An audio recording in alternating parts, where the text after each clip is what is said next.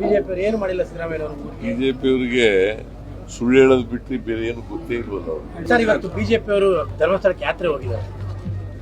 ಪಾಪ ಮಾಡ್ಲಿ, ರಾಜಕೀಯವಾಗಿ ಮಾಡ್ತಾ ಇದ್ದಾರೆ, ಮಾಡ್ಲಿ. ಇದರಿಂದ ಅವ್ರಿಗೆ ರಾಜಕೀಯ ಲಾಭ ಸಿಗ್ತದೆ ಅಂತೇಳಿ ಅನ್ಕೊಂಡಿದ್ದಾರೆ. ಅದು ಸಿಗೋದಿಲ್ಲ.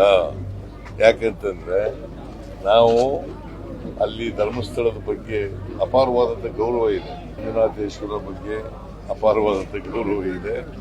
ಅವರು ರಾಜಕೀಯ ಮಾಡ್ತಾ ಇದ್ದಾರೆ. ಈಗ ಬಿಗಿನಿಂಗ್ ನಲ್ಲಿ ಯಾಕೆ ಮಾಡಲಿಲ್ಲ? SIT ಆದಾಗ ಯಾಕೆ ಮಾಡಲಿಲ್ಲ? ಆಮೇಲೆ ಬಹಳ ದಿನಗಳ ನಂತರ ಏನು ಸಿಕ್ಕಲ್ಲ ಅಂತ ಗೊತ್ತಾದ್ಮೇಲೆ ಆಮೇಲೆ ಮಾಡಕ್ ಶುರು ಮಾಡೋದು ಅಲ್ವಾ? ಸೊ ಇದು ಡೋಂಗಿತನ ಅಲ್ವಾ? ಮೈಸೂರು ಕೂಡ ಚಾಮುಂಡಿ ಚಲೋ ಅಂತ ಬರ್ತಾ ಇದೆ.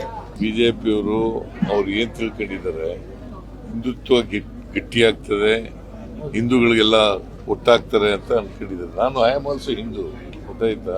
Is also Hindu. ನಾವು ನಮ್ಮೂರಿನಲ್ಲಿ ರಾಮ ಮಂದಿರ ಮಾಡಿಲ್ವಾ? ಹಿಂದೂಗಳು ಅಂತಂದ್ರೆ ರಾಜಕೀಯ ಮಾಡೋದಲ್ಲ, ಅಪಪ್ರಚಾರ ಮಾಡೋದಲ್ಲ, ಸುಳ್ಳು ಹೇಳೋದಲ್ಲ. ಮನುಷ್ಯತ್ವ ಇರಬೇಕು. ಯಾವನೇ ಆದ್ರೂ ಕೂಡ ಮನುಷ್ಯತ್ವ ಇರಬೇಕು. ಮನುಷ್ಯತ್ವ ಇಲ್ಲದೆ ಹೋದ್ರೆ ಅವರು ಏನಂತ ಕರೀತಾರೆ, ಅವ್ರಿಗೆ ಅಮಾನವೀಯವಾದಂತ ನಡವಳಿಕೆ ಇದ್ರೆ ಅವ್ರಿಗೆ ಮನುಷ್ಯರಲ್ಲ ಅಂತ ಕರೀತಾರೆ. ಬಟ್ ದಸರಾನು ರಾಜಕಾರಣ ಆಗೋಯ್ತಲ್ಲ.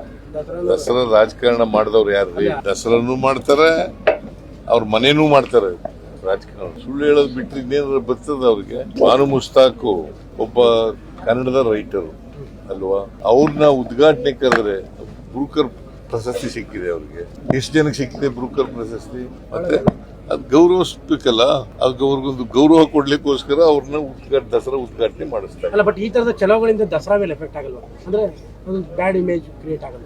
ಯಾಕೆ ಬ್ಯಾಡ್ ಇಮೇಜ್? ಕೆಲವರು ಮಾತ್ರ, ಎಲ್ಲರೂ ಮಾಡ್ತಾ ಇಲ್ಲ. ಅವರು ಹಿಂದೂಗಳೆಲ್ಲ ಅವ್ರ ಜೊತೆ ಇದ್ದಾರ. ಚಾಮುಂಡಿ ಬೆಟ್ಟ ಹಿಂದೂಗಳ ಆಸ್ತಿ ಅಂತ ಅಲ್ಲ ಅಂದಿದ್ದು. ಐ ಆಮ್ ನಾಟ್ ಟೆಲ್ಲಿಂಗ್ ಹಿಂದೂಗಳ ಆಸ್ತಿ ಮುಸಲ್ಮಾನರ ಆಸ್ತಿ ಅಂತ ಹೇಳಕ್ ಹೋಗಲ್ಲ. ಅದು ಹಿಂದೂಗಳ ಆಸ್ತಿನೇ ಇರ್ಬೋದು. ದಸರಾ ಅನ್ನೋದು ನಾಡಹಬ್ಬ ಅಲ್ವಾ?